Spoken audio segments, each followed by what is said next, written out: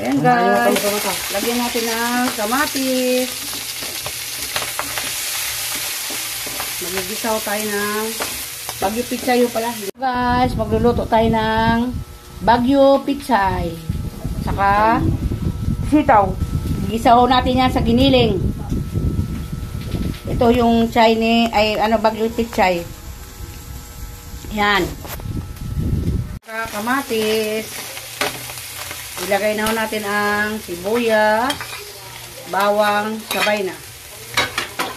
Yan.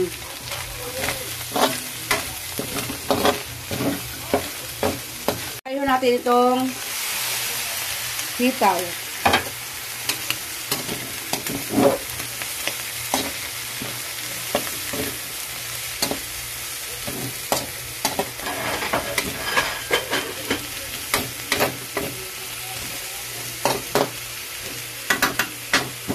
Lagyan natin ng pamintang powder para hindi siya malangsa.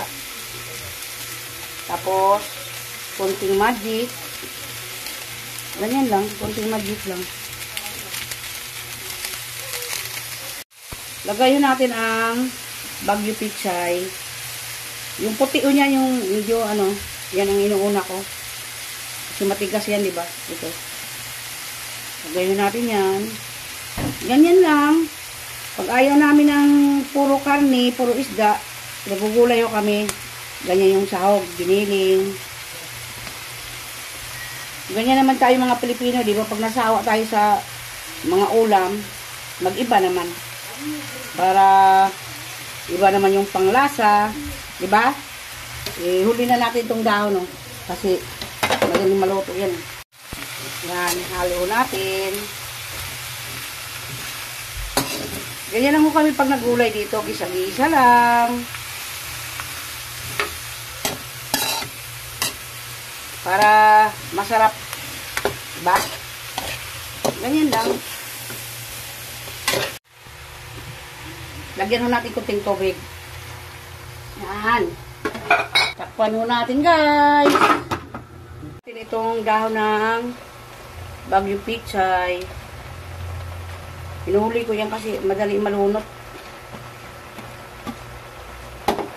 Halo-halo natin guys. Alam po naman natin, mga Pilipino, tayo mga Pilipino, baliskarte sa pagluluto. Kahit anong luto na lang, basta pasarapin natin yung luto natin, di ba? Hindi naman kailangan na mahal ang recipe, basta para sarapin natin yung ating pagluluto, okay na yun. Di ba? Hindi naman kailangan niya mahal. Okay lang yung ganyan-ganyan lang, kasimple-simple. Di ba?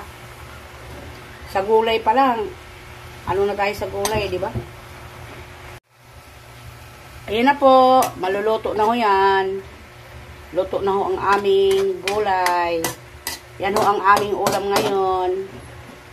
Di ba? Sarap. Masustansya pa ho yan. Maganda sa katawan ang gulay. Di ba?